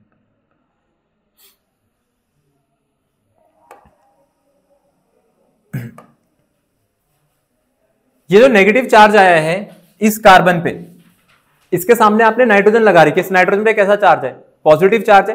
तो नेगेटिव के सामने अगर पॉजिटिव चार्ज है, इसका मतलब है आपकी कॉन्जुगेशन नहीं रुक रही है। यहां पर अपने पास जो कॉन्जुगेशन है वो बनी हुई है, मतलब जो आपका रेजोनेंस था उस रेजोनेंस को ये स्टेबलाइज कर रहा है। पहली चीज तो ये है कि जिस कार्बन पे नेगेटिव चार्ज आ रहा है उसके नेक्स्ट जो नाइट्रोजन है उस पर पॉजिटिव चार्ज है। तो आपको ध्यान रखना है कि आपके नाइट्रो ग्रुप के सामने जो कार्बन लगी हुई है ना, इस पे हमेशा कैसा चार्ज आना चाहिए, नेगेटिव चार्ज आना चाहिए। क्यों, क्योंकि अगर यहाँ पॉजिटिव चार्ज आता है और यहाँ भी पॉजिटिव है तो इससे क्या होगा, इससे आपकी कॉन्जुगेशन जो वो ब्रेक हो जाएगी, ठीक है। एक तो कॉन्जुगेशन वहां पर रुकेगी, यहां पर नहीं रुक रही है। तो ऑब्वियसली बात है कि मैं यहां पर क्या कर सकता हूं, इनके बीच में कैसा बॉन्ड बना करके दिखा सकता हूं, बताओ। यहां पर आप लोग एक डबल बॉन्ड बना करके दिखा सकते हो। तो इसका मतलब इस नाइट्रो ग्रुप ने आपकी कॉन्जुगेशन को खराब नहीं करा। ठीक है, जब ये ऑर्थो पे लगा हुआ था। जब आप पैरा पे लगाओगे सेम सिनेरियो निकल करके आएगा, लेकिन मेटा में जो चीज है वो अपने पास चेंज हो जाती है। तो क्या आप मेरे को बता सकते हो अब इस स्ट्रक्चर में क्या करना चाहिए हम लोगों को, यहां पर क्या बनेगा अब नेक्स्ट इस वाले में? अरे बताओ, इतने सारे रेजोनेंस करवा दिए, वहां पे आ गया तो कैसे बनाओगे? क्योंकि आपके सिलेबस में सिर्फ ऑर्थो पैरा ही है और मेटा है, बाकी नहीं है यहाँ पे।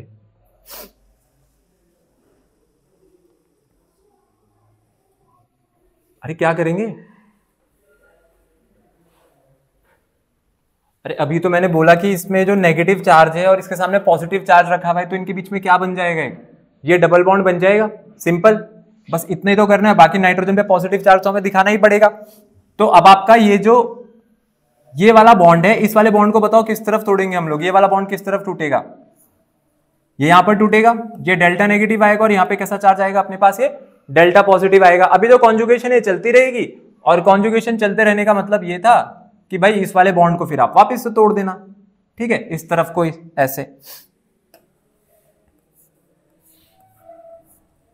मेन बात है कि कॉन्जुगेशन नहीं रुकनी चाहिए, तो यहां पर नेगेटिव है, फिर वहां पर पॉजिटिव है, तो ये आ गया अब वो नेगेटिव चार्ज जो आपने यहां पर दिखाया था। फिर ये नाइट्रोजन है, oxygen negative, double bond oxygen,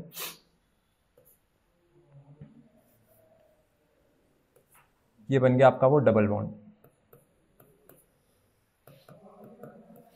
ये चीज समझ है? यहां पर ये डबल बॉन्ड कैसे बना हुआ है? जब आपने बॉन्ड इसकी तरफ तोड़ा तो यहां पे कैसा चार्ज आया होगा? डेल्टा नेगेटिव आया होगा। पहली बात तो यहां पर ध्यान रखेंगे, डेल्टा नेगेटिव और पॉजिटिव था, मतलब ये वाला बॉन्ड पे इधर शिफ्ट कर रहा है, तो ये डबल बॉन्ड लगा हुआ है, ठीक है। ये डबल बॉन्ड कौन सा है? मैं इसकी बात कर रहा हूं। ये वाला जो बॉन्ड है वो ये वाले बॉन्ड पेयर की शिफ्टिंग के कारण अराइज हो रहा है, ठीक है। ये घूम करके अपने पास यहां पर पहुंच गया। अब आपने इसको वापस तोड़ा कॉन्जुगेशन बनाए रखने के लिए, तो फिर ये वाला बॉन्ड इस तरफ टूटेगा, क्योंकि अगर यहां पर इलेक्ट्रॉन डेंसिटी हाई होगी, डेल्टा नेगेटिव है, तो यहां पे कैसा आना चाहिए? Delta positive. एक बहुत सिंपल चीज बताता हूं, आपने पहला जो बॉन्ड है वो तोड़ने के लिए कौन सी डायरेक्शन चूज करी थी? क्लॉकवाइज। तो अब सारे बॉन्ड क्लॉकवाइज ही टूटेंगे, ठीक है। क्लॉकवाइज चूज करा तो क्लॉकवाइज चलते हैं, एंटी क्लॉकवाइज चूज करते तो एंटी क्लॉकवाइज चलते। आपने क्लॉकवाइज चूज करा था, क्लॉकवाइज चलते रहो। तो जिसको बॉन्ड पेयर के रिस्पेक्ट में समझना है वो बॉन्ड पेयर के रिस्पेक्ट में समझ ले। मेरे को चार्ज के टर्म में ज्यादा बेटर समझ आता है, तो आप चार्ज में समझो, आपको भी आसानी होगी। डेल्टा पॉजिटिव था, डेल्टा नेगेटिव था, तो नेगेटिव पॉजिटिव के बीच में क्या बना करके दिखा देना? एक डबल बॉन्ड बना करके दिखा देना, ठीक है। फिर यहां पर मैंने कहा कि ये बॉन्ड अब वापस टूटेगा, तो जो टूटेगा जिसकी तरफ उस पर कैसा चार्ज आएगा? नेगेटिव। तो आप इसके करस्पॉन्डिंग ये वाला बॉन्ड भी तोड़ो, जिसकी तरफ टूटा नेगेटिव और जिसकी तरफ से गया उसकी तरफ पॉजिटिव। तो नेगेटिव और पॉजिटिव में क्या बना दिया आपने? एक डबल बॉन्ड, ठीक है, सिंपल। तो अब आपके पास ये जो नेगेटिव चार्ज है वो यहां पर आ गया, ठीक है। तो आपकी कॉन्जुगेशन चलती रह रही है, यहाँ पे कॉन्जुगेशन में हमारे पास यहाँ पे कोई कमी नहीं आ रही है। तो आपको बस यही देखना है कि आपकी कॉन्जुगेशन खराब ना हो। और अगर मैं लास्ट वाली स्ट्रक्चर पे देखूं, अगर मैं लास्ट में जाऊंगा तो लास्ट में क्या होगा? लास्ट में आपको ये देखने को मिलेगा कि ये वाला जो बॉन्ड बचा हुआ था, अब इसको भी हम लोग इस तरफ तोड़ेंगे वापस से, तो कैसा चार्ज आएगा? डेल्टा नेगेटिव, और यहाँ पे कैसा चार्ज आएगा? Delta positive. तो ये पॉजिटिव और नेगेटिव के बीच में क्या बन जाएगा? एक अपने पास ये डबल बॉन्ड यहां पर रहेगा, फिर यहां पर एक डबल बॉन्ड था, बाकी आपकी NO2 लगी हुई है, ठीक है, और नेगेटिव चार्ज घूम करके यहां पर आ गया। अब लास्ट में क्या करते थे? सबसे लास्ट स्टेप में क्या होता है? ये नेगेटिव चार्ज का मतलब क्या है? नेगेटिव चार्ज है क्या? कहां से निकल करके आया था नेगेटिव चार्ज एक्स्ट्रा? क्योंकि हैलोजन ने अपना लोन पेयर दिया था, अब ये वापस इसी को मिल जाएगा। कैसे मिल जाएगा? आप ये बॉन्ड वापस से तोड़ दो, ठीक है। आप बोलो कि भाई ये लोन पेयर यहां चला गया इस कार्बन पे, और अगर ये इस कार्बन पे गया है तो कार्बन इसको वापस यहां तक पहुंचा देगा हैलोजन तक। तो मेरे पास जो लास्ट वाली स्ट्रक्चर रहेगी वो बिल्कुल अपने पास ओरिजिनल स्ट्रक्चर जैसी दिखेगी, जो कि मेरे पास सबसे पहली स्ट्रक्चर थी। बस किस चीज का फर्क आएगा वहां पर? डबल बॉन्ड की पोजीशंस का, ठीक है। तो हैलोजन के पास शुरुआत में कितने लोन पेयर थे? टोटल 3 लोन पेयर थे, और आखिरी में भी कितने लोन पेयर हैं? अब 3 लोन पेयर हैं। तो आपने जहां से शुरू करा था वहीं पहुंच गए। तो जब तक आपकी NO2 ऑर्थो पोजीशन की है तब तक आपके पास जो कॉन्जुगेशन है वो बनी हुई है, आप देख सकते हो, ठीक है। अब आ जाते हैं, अगर आपका नाइट्रो ग्रुप है कौन सी पोजीशन पर? पैरा पोजीशन पर।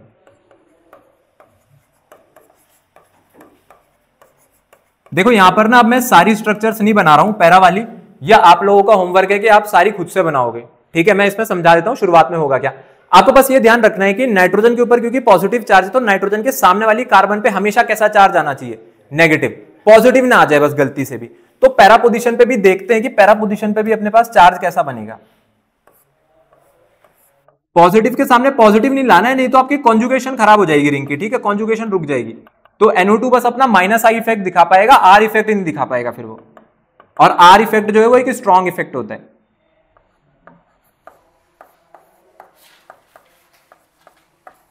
ये लो, ये है आपका NO2, ठीक है।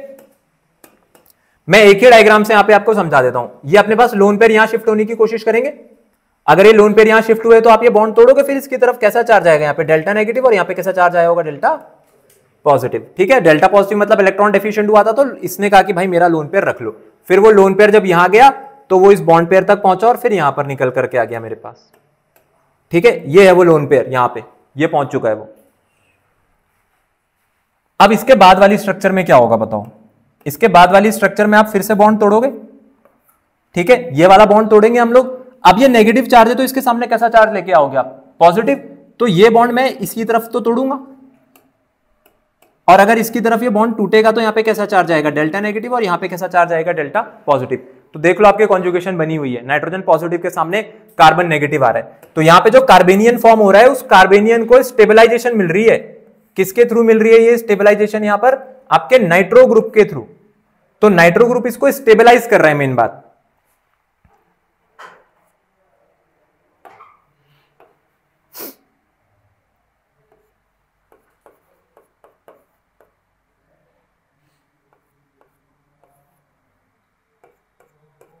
ये लो, बाकी इसमें जितने भी आपके पास स्ट्रक्चर्स है वो आप लोग यहां पे खुद से बना लेना, ठीक है। मैंने इन दोनों के बीच में यहां पर दिखा दिया है ये चार्ज।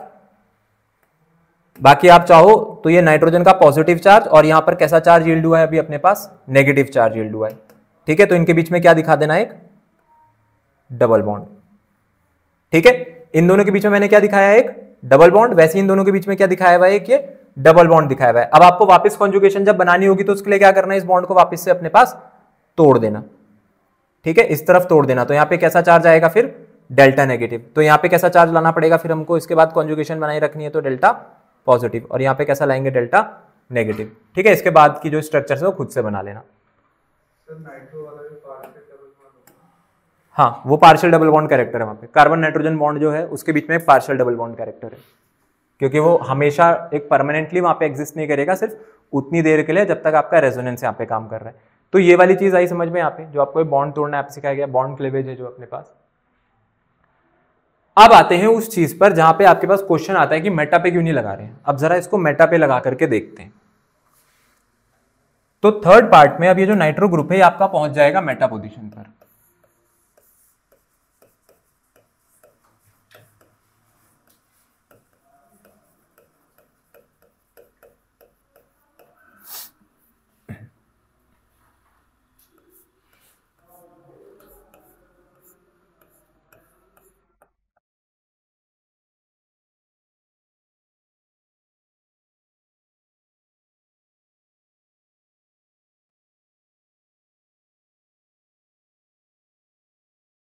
ये जो लोन पेयर इस तरफ को शिफ्ट लेगा, ठीक है। यहां पर अपने पास जो चार्ज है वो कैसा आएगा, क्योंकि आपको पता है कि अगर ये लोन पेयर यहां पर आ रहा है तो फिर ये वाला बॉन्ड पेयर इसी की तरफ टूटेगा। तो ये डेल्टा नेगेटिव का चार्ज आएगा, और यहां पर कैसा चार्ज आएगा मेरे पास, डेल्टा पॉजिटिव, ठीक है। यही होना था, यहाँ पे डबल बॉन्ड बनेगा। अब जब यहां पे डेल्टा नेगेटिव है, डेल्टा पॉजिटिव आया है, तो इसके बाद वाली स्ट्रक्चर को जब आप बनाओगे तो इसके बाद वाली स्ट्रक्चर में अपने को क्या देखने को मिलेगा, कार्बन हेलोजन जो बॉन्ड है उसके बीच में आप कहोगे कि भाई ड्यू टू रेजोनेंस कैसा बॉन्ड बन गया है, वहां पर एक डबल बॉन्ड बन गया है, ठीक है। और हेलोजन पे अब कितने लोन पेयर बचेंगे, सिर्फ दो, एक आएगा पॉजिटिव चार्ज। यहां पे कैसा चार्ज दिखाएंगे हम लोग, एक नेगेटिव चार्ज दिखाएंगे। अब ये रखा है आपका NO2। अब जरा इस पे ध्यान देना। अब आप मेरे को बताओ, जब मैं ये वाला बॉन्ड तोड़ूंगा तो ये वाले बॉन्ड को मैं घुमाऊंगा तो अब इधर ही, क्योंकि आपने क्लॉकवाइज डायरेक्शन चूज कर लिए, तो ये क्लॉकवाइज ही टूटना चाहिए बॉन्ड। तो यहाँ पे डेल्टा नेगेटिव आया और यहाँ पे कैसा चार्ज आया, डेल्टा पॉजिटिव। बस अब इसने प्रॉब्लम क्रिएट कर दी। नाइट्रोजन के ऊपर कैसा चार्ज है, पॉजिटिव चार्ज है, और जो कार्बन नाइट्रोजन से लगी हुई है वो भी कैसा चार्ज बेयर कर रही है, पॉजिटिव चार्ज। ये आपकी कॉन्जुगेशन को रोक देगा। अब आप वो डबल बॉन्ड थोड़ी बना सकते हो इसके बीच में। आई बात समझ में, जो आपका लोन पेयर आ रहा था अब वो लोन पेयर नाइट्रोजन तक पहुंच ही नहीं रहा है, क्योंकि ये जो कॉन्जुगेशन है इस कॉन्जुगेशन को खराब कर दिया है नाइट्रो ने लग करके, कौन सी पोजीशन पर, मेटा पोजीशन पे। तो अगर आपका लोन पेयर इस नाइट्रो ग्रुप के साथ कॉन्जुगेट नहीं कर पा रहा है, इसका मतलब है कि नाइट्रो ग्रुप आर इफेक्ट नहीं दिखा पा रहा है। यहां पे नाइट्रो ग्रुप का एक इफेक्ट है, कौन सा, जो आपके पास प्लस आई, जो आपके पास माइनस आई इफेक्ट था वो तो है, प्लस यहां से कौन सा इफेक्ट गायब हो गया, आर इफेक्ट। ठीक है, और आर इफेक्ट में भी कौन सा था, इससे पीछे अगर हम लोग देख रहे थे तो आप मेरे को बताओ कि नाइट्रोजन के सामने वाली कार्बन ने कैसा चार्ज बियर करा हुआ है, नेगेटिव, तो माइनस आर इफेक्ट है। क्या यहां पर माइनस आर इफेक्ट देखने को मिल रहा है क्या आपको, नहीं, तो माइनस आर इफेक्ट चला गया। ठीक है, तो अब मेन चीज क्या होती है, हम लोग यहां पर देखेंगे तो ये जो NO2 ग्रुप है ना, जब तक ये आपके ऑर्थो और पैरा पोजीशन पर लगा हुआ है, ऑर्थो और पैरा पोजीशन पर ये दो इफेक्ट अपने पास यहां पर एक्सर्ट कर रहा है। कौन कौन से, स्टेबलाइजेशन के लिए। एक तो ये माइनस आई इफेक्ट रख रहा है, माइनस आई इफेक्ट का मतलब इलेक्ट्रॉन विड्रॉइंग नेचर है, और दूसरा इसने कौन सा इफेक्ट रखना था यहां पर अपने पास, माइनस आर इफेक्ट, और इसी के लिए क्या हो रही थी अपने पास, स्टेबलाइजेशन हो रही थी।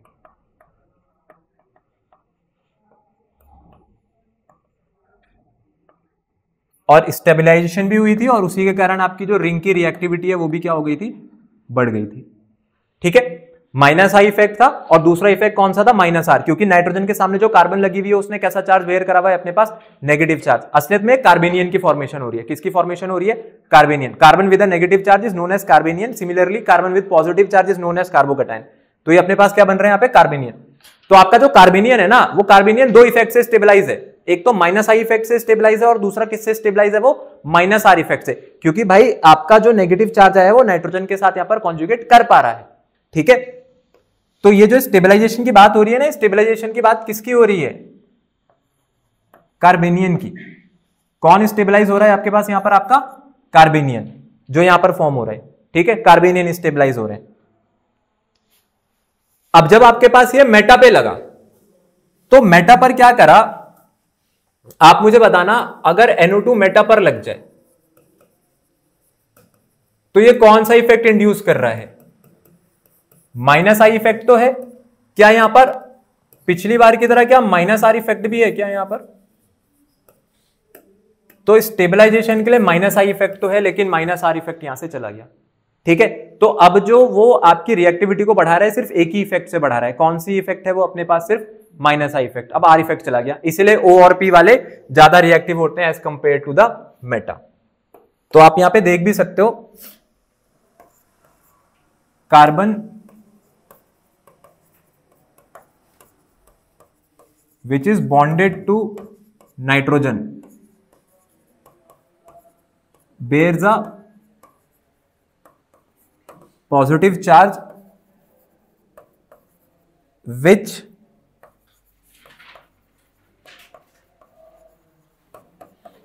eliminates the minus R effect or conjugation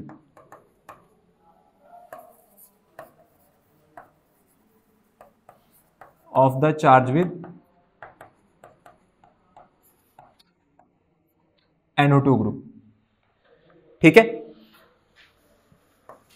और ये NO2 ग्रुप कहां पर लगा हुआ था अपने पास, मेटा पोजीशन पे लगा हुआ था। तो इस तरीके से आप लोग इसको ध्यान रखना कि भाई माइनस आर इफेक्ट से स्टेबलाइज नहीं कर पाएगा, अब सिर्फ कौन से इफेक्ट से स्टेबलाइज करेगा, सिर्फ माइनस आई इफेक्ट से। इसलिए मेटा पोजीशन पे नहीं लगाते हैं, कौन से पोजीशन पे लगाते हैं इसको, ऑर्थो एंड पैरा पे। बट हाँ, ये बात तो है कि नॉर्मल हेलोअरीन से मेटा वाली फिर भी ज्यादा रिएक्टिव होती है, क्योंकि यहां पर कम से कम माइनस आई इफेक्ट तो है, वहां पे तो कुछ भी नहीं था, यहां पे माइनस आई इफेक्ट तो आया। तो एक बात जरूर ध्यान रखना कि हाँ, नॉर्मल से तो ज्यादा ही रिएक्टिव रहेगा, क्योंकि अगर ये भी क्वेश्चन आ जाए तो आपको रीजन पता होना चाहिए। तो नोट बना करके एक चीज हम लोग ध्यान रखेंगे कि meta substituted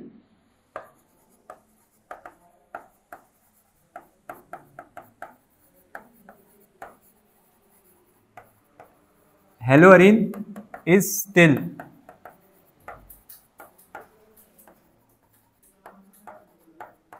more reactive than a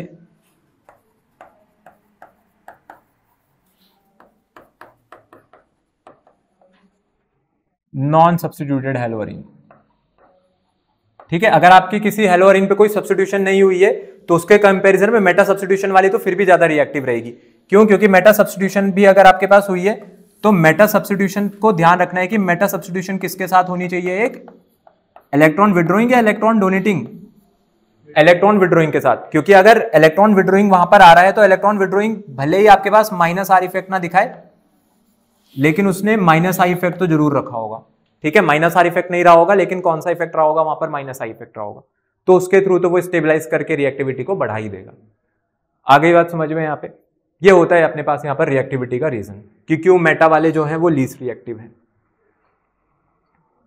अब आ जाते हैं आपके पास उन रिएक्शंस पे जो कि हम लोगों ने हेलो एल्केन्स में पढ़ी थी। अगर आप देखोगे तो सेम उसी तरीके की रिएक्शन आपके सामने यहाँ पर लिखी हुई है।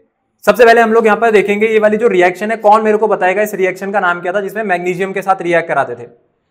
एक्टिव मेटल मैग्नीशियम रहेगा तो किसकी फॉर्मेशन होती थी यहाँ पर, ग्रिग्नार्ड रिएजेंट। तो ये जो एल्काइल मैग्नीशियम हलाइड बनते थे, एल्काइल मैग्नीशियम हलाइड का ही दूसरा नाम क्या होता था आपके पास, ये ग्रिग्नार्ड्स रिएजेंट है। ठीक है, मैग्नीशियम के साथ रिएक्शन हो रही है ब्रोमो की, ड्राई ईथर अपने पास है, MgBr ये बन गया फिनाइल के साथ, फिनाइल मैग्नीशियम ब्रोमाइड, तो ये ग्रिग्नार्ड रिएजेंट की फॉर्मेशन हो रही है। दूसरे वाले में भी देखेंगे तो दूसरे वाले में आप लोगों ने ड्राई THF यूज करी है। THF की फुल फॉर्म क्या होती है, THF होता है आपके पास टेट्रा हाइड्रोफुरैन। ठीक है, टेट्रा हाइड्रोफुरैन, ये आपके पास THF। तो THF के साथ जब रिएक्ट कर रहा है तो देखो यहां भी आपका Mg गया डायरेक्टली, यहां पर अपने पास क्या हुई है, एडिशन हुई है सीधी सीधी, और जैसे यहाँ पे RMgBr बना था यहाँ पर RMgCl बन गया। बस जब RMgCl बनता है, या मैं कहूं जब क्लोरोबेंजीन रिएक्ट करती है तो ड्राई ईथर की जगह क्या यूज होता है, ड्राई THF यूज होता है। सेकेंड रिएक्शन जो कि यहां पर हो रही है लिथियम के साथ, लिथियम के साथ भी हम लोगों ने कल ये रिएक्शन पढ़ी थी। हेलो कल एल्केन था, आज हेलो अरीन है, हेलो अरीन प्लस लिथियम, तो आपने लिथियम यहां पे लगाई, ब्रोमीन यहां से बाहर निकली। ठीक है, सिंपल। फिर अपने पास दूसरे वाले पे आ जाते हैं जिसमें सोडियम के साथ रिएक्शन होती थी। सोडियम के साथ जब रिएक्शन होती थी एल्काइल हैलाइड की, तो उसको क्या कहते थे, सोडियम के साथ रिएक्टिविटी को वुड्स रिएक्शन।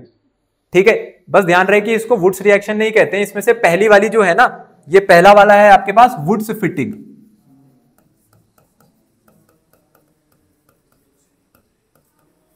ये आपकी वुड्स फिटिंग रिएक्शन है। देखो अगर आपका एक हेलो अल्केन होता है, दूसरी हेलो अरीन होती है, ये हेलो अरीन है और ये क्या है मेरे पास, ये हेलो अल्केन है, और पहले वाला क्या था आपके पास, ये हेलो अरीन है। अगर हेलो अरीन और हेलो अल्केन यूज करेंगे तो वुड्स फिटिंग, और अगर आपकी दोनों अरीन है, पहला वाला भी और दूसरा वाला मॉलिक्यूल भी अरीन है, तो इसका नाम क्या होता है, सिर्फ ये सिर्फ फिटिग होती है। अरे फटीग नहीं, फटीग तो आप लोगों के अंदर आ गया पढ़ पढ़ के, खासकर आज। ये फिटिंग है, वो ऊपर वाली वुड्स फिटिंग है। ठीक है, तो वुड्स फिटिंग में आप लोग ध्यान रखना, एक हेलो एल्केन होता है, दूसरी हेलो अरीन होती है, और अगर आपने दोनों अरीन रिंग लगाई हुई है तो वो फिटिंग रिएक्शन होती है मेरे पास। ठीक है, बाकी आपने रिएजेंट सेम ही रखा हुआ है, वहां भी सोडियम रहता था, यहाँ भी सोडियम है। ठीक है, इसलिए इसका नाम है वुड्स, क्योंकि वुड्स में अपने पास रिएजेंट रहता है सोडियम। इसमें एक उलमेंस भी होगी, उलमेन हाँ आ गई है। अगली वाली रिएक्शन पर आ जाते हैं। अगली वाली रिएक्शन है आपके पास कॉपर पाउडर के साथ। देखो हेलो अरीन, लेकिन अब हमने सोडियम की जगह क्या लगा दिया, यहाँ पर कॉपर लगा दिया है। तो आपको भी पता है कि भाई यहां से Cu2I2 बाहर निकल जाएगा और ये दोनों एरीन रिंग यहां पर जुड़ जाएंगी। डाइफिनाइल, अगर कभी भी आपके पास डाइफिनाइल बनाने को आता है तो डाइफिनाइल अगर आपको बनानी है हेलो अरीन से, तो दो रिएजेंट का आप यूज कर सकते हो। आप सोडियम लगाओगे तो फिटिंग रिएक्शन के थ्रू, और चाहे तो आप क्या लगा सकते हो, मेरे पास यहां पर कॉपर भी लगा सकते हो। ठीक है, इस वाली रिएक्शन का नाम होता है आपके पास उलमेंस रिएक्शन। ठीक है, अगला आ जाते हैं यहां पर रिडक्शन पे। अब ये हेलो अरीन है, हेलो अरीन का रिडक्शन कराया जा रहा है। रिडक्शन के लिए निकल एल्यूमिनियम यूज हो रहा है, सोडियम हाइड्रोक्साइड आपने बेस लिए। देखो हेलो अरीन से क्या मिल गई आपको, बेंजीन। तो बेंजीन बनाने के लिए आप लोग एक तरीका याद रखना कि बेंजीन को अगर आपको हेलो अरीन से प्रिपेयर करना है तो अपने पास रिएजेंट क्या रहते हैं यहाँ पर, सोडियम हाइड्रोक्साइड और निकल। निकल एल्यूमिनियम को कपल करके लगाया जाता है सोडियम हाइड्रोक्साइड के साथ। तो हेलो अरीन किस में अपने पास कन्वर्ट हो जाती है, बेंजीन में कन्वर्ट हो जाती है, और बाहर क्या निकल गया वहां पे HCl। रिडक्शन कराया है क्योंकि addition of hydrogen is known as reduction. ठीक है, सिंपल रिएक्शन है। अब आ जाते हैं रिंग सब्स्टिट्यूशन पे या फिर इलेक्ट्रोफिलिक सब्स्टिट्यूशन रिएक्शंस पे। देखो अब यहाँ पर नेक्स्ट वाला देखो आप लोग, जो कि है electrophilic substitution reactions. Nucleophilic substitution अभी हम लोग करके आए, अब यहाँ पर क्या कर रहे हैं हम लोग, इलेक्ट्रोफिलिक सब्स्टिट्यूशन।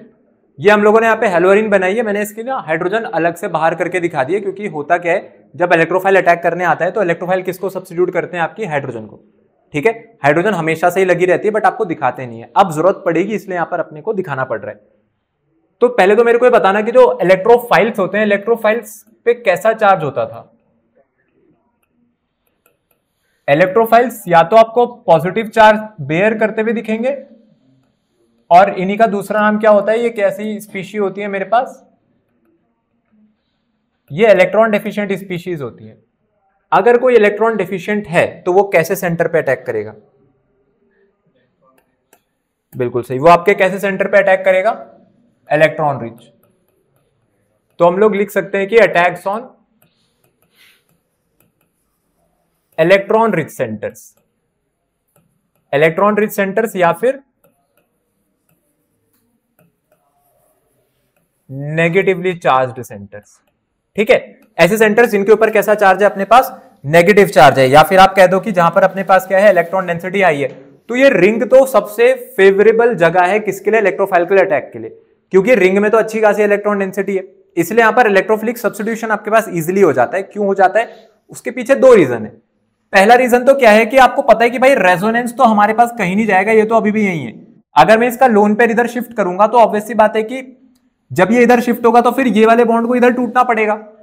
ठीक है, अगर इसको चार्ज के टर्म में समझे तो चार्ज में कैसे समझ सकते, जब आपने बॉन्ड तोड़ा होगा तो यहां पे कैसा चार्ज आया होगा, डेल्टा नेगेटिव।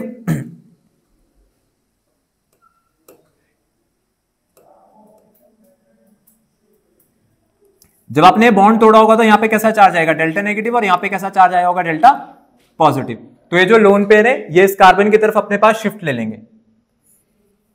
तो जब हम यहां से इसकी अगली स्ट्रक्चर बनाएंगे तो अगली स्ट्रक्चर में आपको क्या देखने को मिलेगा, वहां पर आप देखोगे कि जो आपकी ऑर्थो पोजीशन है, ऑर्थो पोजीशन पे कैसा चार्ज लगा हुआ है, नेगेटिव चार्ज लगा हुआ है, और कार्बन और हेलोजन के बीच में क्या बन रखा है, एक अपने पास डबल बॉन्ड बना हुआ है। भाई अपने पास नेगेटिव चार्ज ही तो आएगा ऑर्थो पोजीशन पे, या नहीं आएगा,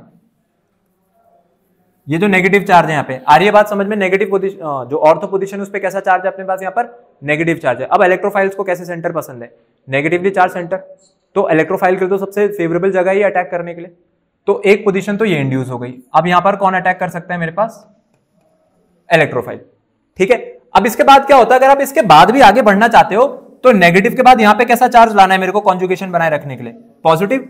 तो मैं ये बॉन्ड इसकी तरफ तोड़ूंगा, यहां पे डेल्टा नेगेटिव आएगा, यहां पे कैसा चार्ज आएगा, डेल्टा पॉजिटिव। तो जो आपकी अगली स्ट्रक्चर होगी इसके बाद, अगली स्ट्रक्चर में ये नेगेटिव चार्ज कौन सी पोजीशन पे चला गया बताओ, अरे कौन सी पोजीशन पे चला गया, ऑर्थो पे है, मेटा पे है, कहां पर है, अब ये चला गया आपके पास पैरा पोजीशन पर। तो इसका मतलब है कि इलेक्ट्रोफाइल के लिए दो पोजीशंस अवेलेबल है अटैक करने के लिए रिंग में। कौन कौन सी होती है, एक तो ऑर्थो होती है और दूसरी कौन सी होती है आपके पास, पैरा। ठीक है,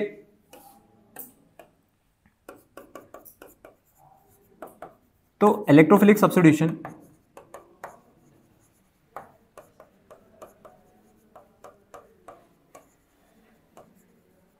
can be done on